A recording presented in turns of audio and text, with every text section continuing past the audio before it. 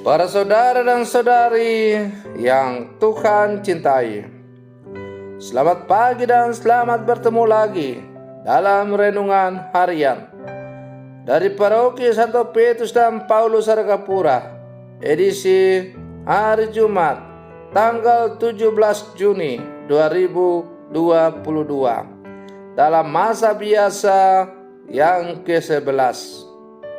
Mengawali hari yang baru ini, kita hendak mendengar dan merenungkan sabda Tuhan.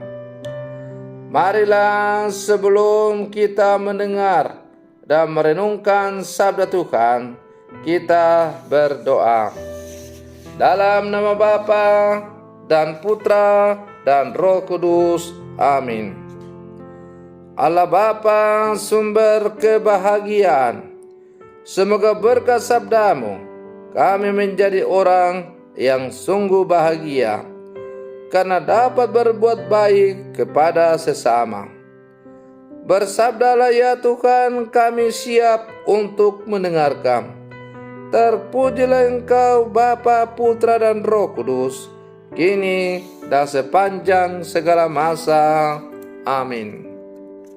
Para saudara dan saudari yang Tuhan cintai, sabda Tuhan yang hendak kita dengar dan kita renungkan untuk mengawali hari yang baru ini diambil dari Injil Matius pasal 6 ayat 19 sampai 23. Tuhan bersamamu. Inilah Injil suci menurut Matius. Dalam khotbah di bukit, berkatalah Yesus, "Janganlah kalian mengumpulkan harta di bumi, pengingat dan karat akan merusakkannya, dan pencuri akan membongkar serta mencurinya. Tetapi kumpulkanlah bagimu harta di surga. Di surga ngengat dan karat tidak merusakkannya, dan pencuri tidak membongkar serta mencurinya. Karena di mana hartamu berada, di situ pula hatimu berada. Mata adalah pelita tubuh. Jika matamu baik, teranglah seluruh tubuhmu. Jika matamu jahat, gelaplah seluruh tubuhmu. Jadi, jika terang yang ada padamu gelap, betapa gelaplah kegelapan itu." Demikianlah sabda Tuhan. Para saudara dan saudari yang Tuhan cintai, harta dan kekayaan telah menjadi bagian yang tak terpisahkan dari hidup manusia. Semua manusia tampaknya berupaya untuk menjadi kaya dengan mengumpulkan harta, bahkan kerap dengan menghalalkan segala cara. Menjadi kaya adalah cita-cita yang tidak punya garis akhir, tidak pernah mengenal kata cukup. Karena itu, kekayaan kerap membuat orang berlaku egois atau bahkan bertindak tidak adil. Tentu saja, menjadi kaya dan memiliki harta yang banyak bukanlah sesuatu yang salah. Namun, Yesus memiliki nasihat yang sangat mendasar dalam Injil hari ini.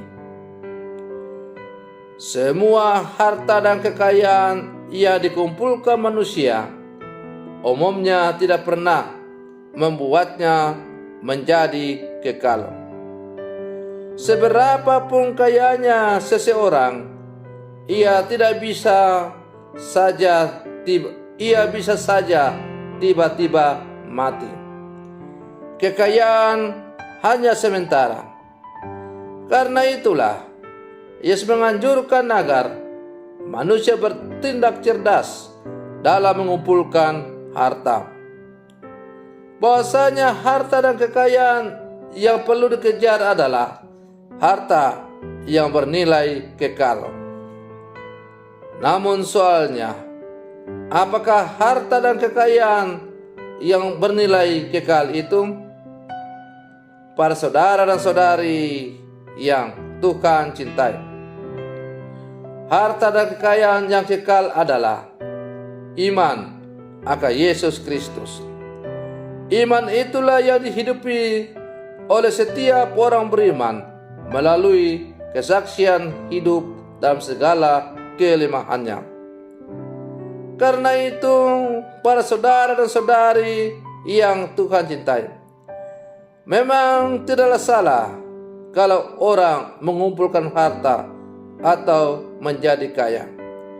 Bahkan saya sebagai seorang pastor mengajar umat bahwa baiklah umat berjuang untuk menjadi orang yang kaya.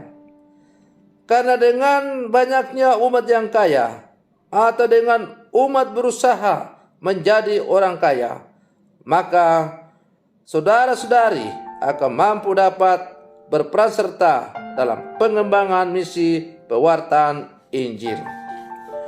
Akan tetapi, para saudara dan saudari yang Tuhan cintai, hendaklah tetap disadari dengan sungguh bahwa dalam perjuangan untuk mencari kekayaan atau mengejar kekayaan itu, hendaklah tetap disadari bahwa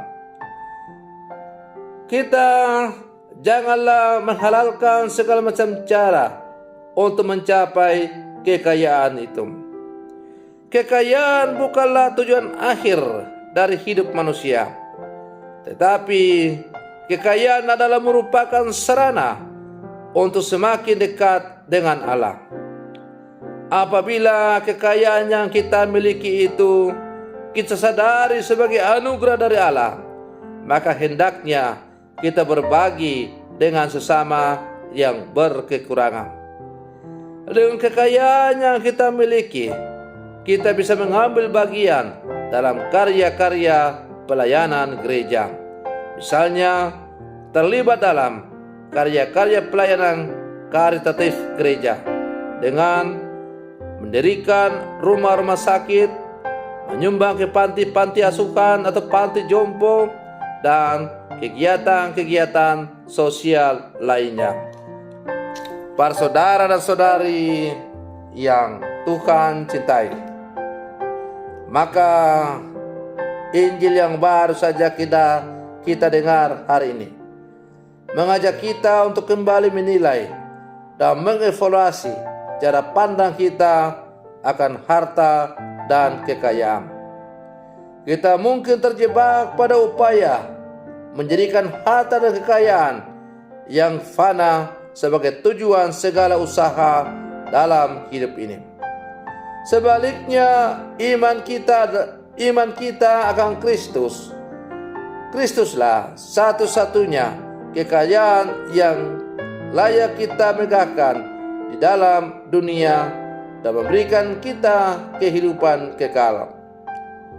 Maka para saudara dan saudari yang Tuhan cintai, mari kita mempergunakan kekayaan-kekayaan yang ada pada diri kita masing-masing untuk semakin terlibat dalam karya pewartaan Injil di muka bumi ini.